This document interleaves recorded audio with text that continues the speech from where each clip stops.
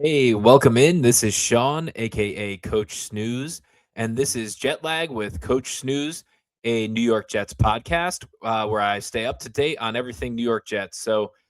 Just wanted to hop into a couple stories from today. Just got three stories from training camp today, where we're starting to get underway with some of the practices, um, and just a couple of quick notes out of there.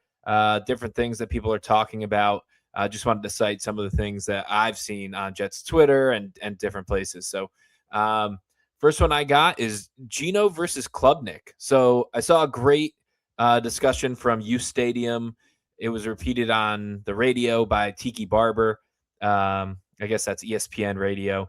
Uh, they were talking about Gino versus Cade Klubnik. If it could potentially be a competition, or if Klubnik actually has a chance at becoming the starting QB of the Jets at some point this year, barring an injury or something like that to Geno. Obviously, then we know it would be more likely. But I've seen the answers from a lot of the Jets beat in those videos and others, and just different places where they shut it down immediately, almost kind of going towards the arrogant side of it. Like, nope, Gino is the unquestioned starter, no doubt about it. Not even entertaining it. And that just perks my ears up a little bit, and it's interesting because my first thought is that every good team should be a meritocracy. At the end of the day, you're not going to stay good if you make decisions based off of, oh, what feels safe, or what's going to give us stability, or in the name of something that isn't winning. The number one goal should be winning. The best player should play. That's how winning works. And that's players respect that. When you have a meritocracy in your building, players really respect that. They can't stand seeing a guy sit on the bench who they know might give them a better chance to win. And as Jets fans, we've been through that before. We know what that looks like. So, kind of made me. I understand what they're kind of saying, because a lot has been made of getting. There's so many quotes, and I despise them, but getting the adults in the room, stabilizing the ship, righting the ship by bringing in these veterans who know what they're doing. Gino's kind of been thrown in with Reich and some others as the ones leading the offense. It feels to me that, has Gino really earned the right to be the unquestioned starter?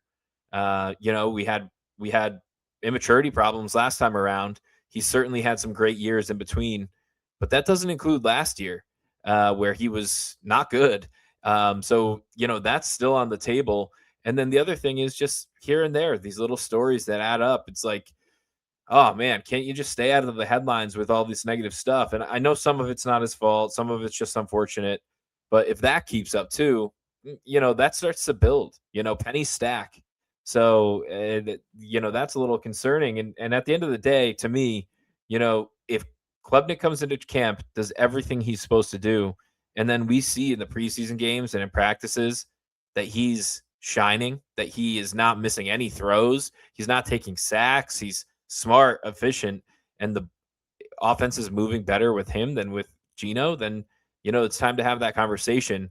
Because another big piece of this is Aaron Glenn does not have the time to give Geno Smith the keys for week one loss, week two loss, and bring Cade in after we start 0-4, 0-5. He doesn't have the time or the stability in his seat. He's on the hot seat.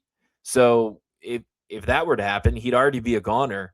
He would need to make that move sooner, and that would include giving Cade a look in preseason games, against ones, if he's looking that good in practice. Now, this is all hypothetical. I know that he's just fighting for the backup spot right now, and I know that Gino is the unquestioned starter, right? Like we knew that going in, but to just not, it kind of rubbed me the wrong way. And I don't know. I'd love to hear from other Jets fans what you guys think. That uh, the better quarterback should win, and to kind of have this closed-minded, I think what the coaching staff says rubs off on the beat. They spend a lot of time together. They ask him a lot of questions.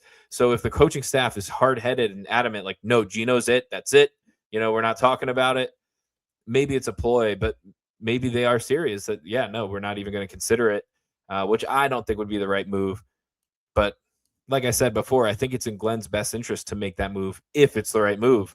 So we'll wait and see on that. Obviously, I just hope Gino plays well so that we don't have to have this conversation. Um, but it would also be cool to have the young kid coming out of college play well, and all of a sudden we have 3 first round picks next year with a good QB on the roster moving forward. So a lot to hope for. Not sure, what good will come out of our QB situation. I've been conditioned to not look forward to our QB situation, but we will see about that one. So that was the first. That was the first kind of story I wanted to go through that I saw. And there are some really good podcasts. I forget where they initially talked about it that I saw it yesterday on U Stadium. So check them out. Frankie there does a really good job. And then the next story would be David Bailey. So today's practice, number one takeaway, David Bailey was wreaking havoc. All the beat had it. Rich Cimini of ESPN in his tweet said he had him for 3 sacks today in the team period, which is awesome. That's what we love to see. At the same time, temper expectations a little bit. The pads were not on yet. We got to wait and see what he looks like there. But you have to admit that your highest drafted rookie in a long time, that's a big deal that he's coming out of the gates shining and looking good. So that's a really good positive for us to, at least have that looking great. That, okay, maybe this guy was the right pick. And he was beating Membu, who a lot of people think is, on track for a Pro Bowl or maybe even a all pro year. I've heard whispers of. So, to be beating him pretty easily in practice, that's a really good sign for Bailey. But really just want to see what he looks like coming out in full pads. I have to say, I love his disregard for the swag, the gear, the accessories, the number that fans want him to have. I love his mentality. That's his number. He doesn't need those armbands. He just goes to work. He's gritty. He's tough. And he doesn't care about that flash. He just cares about the results. And that's kind of the vibe I get from him. So really, really excited to have a player like that on our Jets. And hopefully he keeps shining all through training camp, preseason, and can keep it into the regular season. It would be so awesome if he turns out to be a premier edge rusher in this league. So really excited, but also right there, saying we probably shouldn't get too far ahead of ourselves for padless practice 2, right? Practice number 2. So either way, really cool story coming out. It's got to make every Jets fan smile. I know I smiled when I saw the tweets come across that he's killing it. So let's wait and see, but so far so good there. And then the final thing that I want to leave you with, and this is a quick one, but Aaron Glenn gave me my favorite quote from him out of training camp so far. Now we'll wait and see what else he has to say, but I loved this. So he was talking about how he wants the Jets to build off their momentum from OTAs and followed it up with, so no slogans, no hype speeches, wanted to set the tone with the players yesterday. And man, we're ready to improve. And that's what we're trying to do. End quote. The important part to me there is, so no slogans, no hype speeches. I think that's something that, living through the solid Jets, you could comment down below. Obviously, we are sick of the slogans, the rah-rah, the hype speeches, and on another side of things, this is like corporate America. For any of you that, work in this environment, I know I had worked in this environment and it just killed me. Like, we're going in looking for answers in our team meetings, and it's just like rah-rah speeches. They're putting motivational quotes up on the board and having us like break off into groups and talk about what that quote from Muhammad Ali means to you and how you're going to be chasing the dream bigger and better than everyone else around you, and how, we're winners. And it's just so exhausting. And it's not bringing you towards the goal. It's not bringing you together. It's not bringing you towards the goal, which is to get better, which I'm glad that Glenn followed it up later in it by saying, we're just trying to improve. We're ready to improve. So that's just music to my ears, because there's so much focus on like this rah-rah mentality of like, if we just like to become a team and row in the same direction. And it's like, it's empty words, especially for a team like the Jets, when at the first sign of it going downhill, everyone's going to get in their head and say, here we go again. So just focusing on the work, not doing this rah rah BS that we hear all over nowadays. Just really, I don't know. It makes me think that Glenn's got a better grasp this year. Obviously, I'm going to remain optimistic.